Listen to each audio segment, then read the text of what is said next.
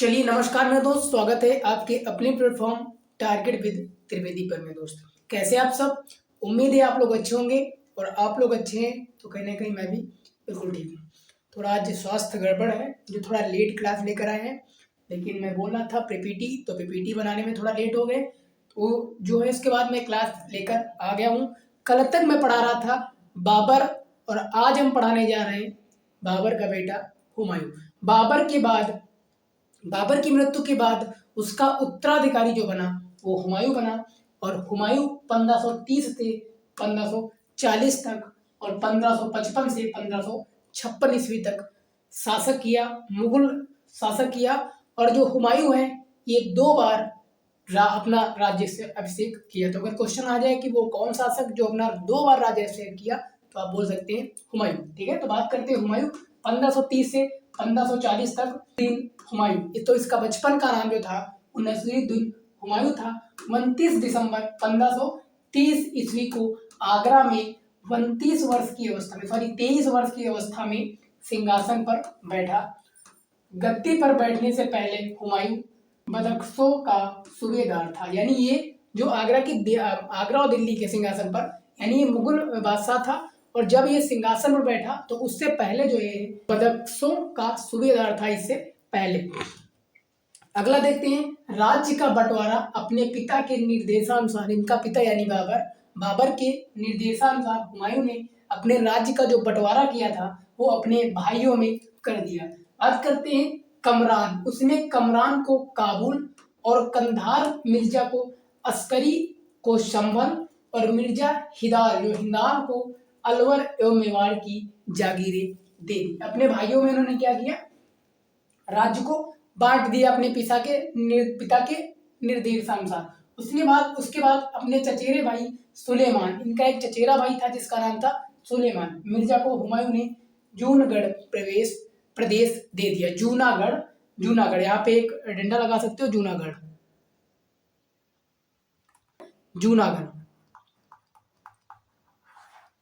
उन्होंने क्या किया, प्रदेश अपने सौतेले भाई को दे दिया, चचेरे भाई को दे दिया। फिर तीसरा पॉइंट है दीनपनाह नगर। 1533 ईस्वी में हुमायूं ने दीनपनाह नामक नए नगर की स्थापना की। हुमायूं दिल्ली के सिंहासन पर जब बैठ गया, जब आगरा के सिंहासन पर हुमायूं बैठा और बैठने के बाद उसने दीनपनाह नगर की स्थापना 1530 ईस्वी में कर दिया। बात करते हैं, चौथा पॉइंट लेकर चलते हैं, चौसा का युद्ध। 25 जून 1539 ईस्वी में शेर खां एवं हुमायूं के बीच हुआ। यानी चौसा का युद्ध अगर आ जाए तो बात करते हैं 25 जून 1539 ईस्वी में शेर खां और हुमायूं के बीच हुआ चौसा का युद्ध। जो है इस युद्ध में शेर खां विजयी हुआ। और जब इस युद्ध में शेर खां विजयी हुआ तो इस युद्ध के बाद शेर खां की पदवी ग्रहण कर ली। शेर खां ने शेर शाह की पदवी ग्रहण कर ली। तो यहाँ से क्वेश्चन ये भी बन सकता है, शेर शाह जो है, यहाँ से क्वेश्चन ये बन सकता है कि शेर खां जब विजयी हुआ किस युद्ध के बाद उसने शेर खां की पदवी ग्रहण की। तो आप बोल सकते हैं चौसा का युद्ध 25 जून 1539 ईस्वी में। यहाँ पे क्या हुआ, हुमायूं क्या हुआ, पूरी तरीके से पराजित हो गया। फिर जब पूरी तरीके से पराजित हो गया उसके बाद तुरंत बिलग्राम का कन्नौज युद्ध, उसके बाद एक और युद्ध हुआ हुमायूं से, तो 15 मई 1540 ईस्वी में, यानी 15 मई 1540 ईस्वी में एक और युद्ध हुआ जिसका नाम है बिलग्राम का युद्ध। वो शेर खां एवं हुमायूं के बीच ही हुआ। जब एक बार शेर खां विजय हुआ तो दोबारा फिर उसी को पराजित करने के लिए दोबारा बिलग्राम का 1539 ईस्वी में शेर खां और हुमायूं के बीच चौसा का युद्ध हुआ था। बिलग्राम का युद्ध जो हुआ था वो 1540 ईस्वी में हुआ और शेर खां और हुमायूं के बीच हुआ। ये युद्ध ऐसा हुआ कि इसमें हुमायूं को पराजित ही नहीं होना पड़ा, पराजित होकर भाग जाना पड़ा वापस। यानी वो जो है आसानी से आगरा एवं दिल्ली पर कब्जा कर लिया। यानी बिलग्राम का जब युद्ध हुआ हुमायूं और शेर खां के बीच, तो शेर खां जब चौसा के युद्ध में पूर्ण तरीके से पराजित कर चुका था, तो कन्नौज जो बिलग्राम कन्नौज का युद्ध था, इसमें शेर खां जो अपने आप को शेरशाह की उपाधि दिया, वो हुमायूं को पूर्ण तरीके से पराजित किया। और ऐसा ही नहीं पराजित किया, इस कदर पराजित किया कि हुमायूं युद्ध छोड़कर भागना पड़ा उसको वापस। जब हुमायूं युद्ध छोड़कर भाग गया तो शेर खां आसानी से दिल्ली और आगरा पर क्या कर लिया, कब्जा कर लिया। अगला पॉइंट लेकर चलते हैं, सिंध चले जाना। छठा पॉइंट है सिंध चले जाना, यानी जब बिलग्राम का युद्ध हो गया और उसके बाद हुमायूं सिंध चला गया, यानी जब वापस भाग गया था हुमायूं तो कहाँ गया, तो सिंध चला गया। उसने 15 वर्षों तक घुमक्कड़ों जैसा जीवन बिताया। भाग के युद्ध से भाग जाना, तो उसके बाद वो 15 साल तक घुमक्कड़ों जैसा जीवन बिताया। अगला बात करते हैं, छठा पॉइंट लेकर चलते हैं, हुमायूं का विवाह। निर्वासन के बाद हुमायूं, यानी जब भाग गया हुमायूं और यहाँ राज कौन करने लगा, शेर शाह। तो निर्वासन के समय हुमायूं ने हिंदाल के आध्यात्मिक गुरु, यानी अपने भाई जो हिंदयाल थे उनके आध्यात्मिक गुरु फारसवासी सिया मीर बाबा दोस्त उर्फ मीर अली अकबर जामी की पुत्री हमीदा बानू बेगम से क्या कर लिया, निकाह कर लिया, यानी विवाह कर लिया। यानी जब यहाँ से युद्ध से भागने के बाद वो सिंध चला गया और वहाँ हिंदयाल जो इनके भाई हैं उनके एक आध्यात्मिक गुरु थे जिसका नाम था सिया मीर बाबा दोस्त उर्फ मीर अली अकबर जामी की पुत्री थी जिसका नाम था हमीदा बानू। क्वेश्चन आ जाए कि हुमायूं युद्ध से भाग जाने के बाद किसके साथ शादी किया, तो उसकी पत्नी का नाम था हमीदा बानू बेगम। हमीदा बानू बेगम से 29 अगस्त 1541 ईस्वी में विवाह कर लिया। और जब 29 अगस्त 1541 ईस्वी में निकाह कर लिया, विवाह कर लिया, तो जब विवाह कर लिया हमीदा बानू से, तो हमीदा बानू और हुमायूं से एक संतान उत्पन्न हुई, एक पुत्र जन्म हुआ जिसका नाम था अकबर। सातवां पॉइंट लेकर चलते हैं, अकबर का जन्म। तो कालांतर में हमीदा ने ही अकबर जैसे महान सम्राट का जन्म हुआ। जब शादी हो गई हमीदा से और हमीदा से एक पुत्र रत्न प्राप्ति हुई जिसका नाम था अकबर, जो हम आगे पढ़ेंगे। अगला पॉइंट लेकर चलते हैं कि हुमायूं की जीत 1555 में हुमायूं ने पंजाब के सूरी शासक सिकंदर को पराजित कर पुनः दिल्ली की गद्दी पर बैठा।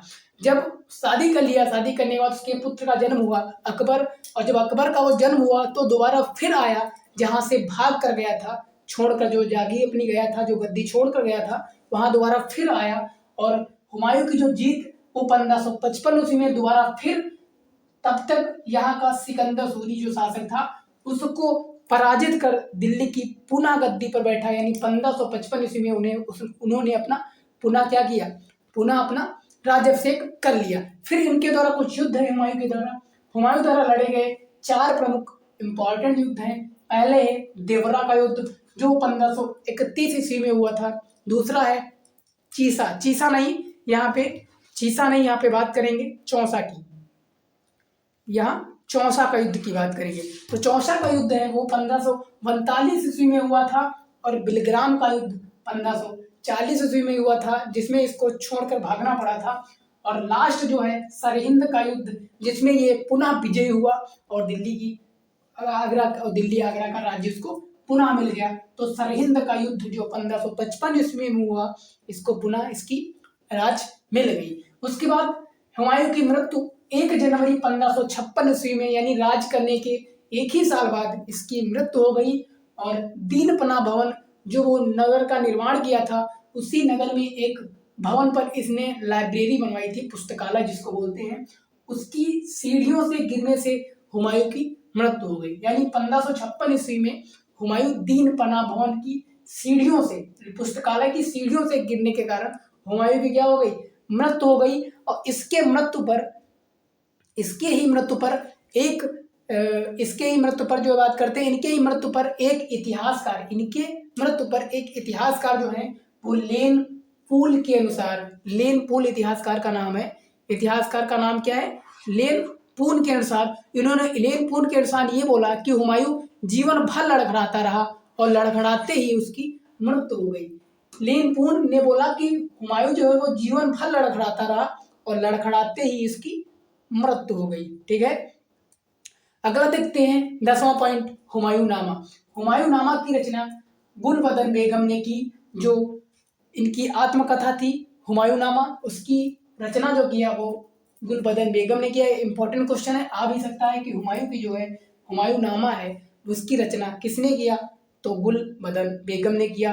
और लास्ट पॉइंट है, हुमायूं ज्योतिष में विश्वास रखता था। हुमायूं जो था वो ज्योतिष में विश्वास रखता था। इसने सप्ताह के 7 दिन 7 रंग के कपड़े के पहनने के नियम बनाए। हुमायूं ये वो करता था कि जो वीक होता था तो वीक में 7 डेज हुए तो 7 दिन ये अलग अलग रंग के कपड़े जो है पहन के दरबार में जाया करता था। तो यहाँ से इतना सिर्फ बात करते हैं हुमायूं की, और इतने ही हुमायूं कंप्लीट है। और कल हम बात करते हैं इसके बाद शेष आगे 1540 के बाद जब हुमायूं भाग गया था तो जो शासन किया था वो किया था शेर शाह, जो शेर खां, जो अपनी उपाधि लेकर शेर शाह की उपाधि से दिल्ली और आगरा की मतलब उस पे सिंहासन पे बैठा था। कल बात करते हैं शेर शाह यानी शेर खां की। बाकी मिलते हैं कल वही 9 बजे, तब तक के लिए धन्यवाद।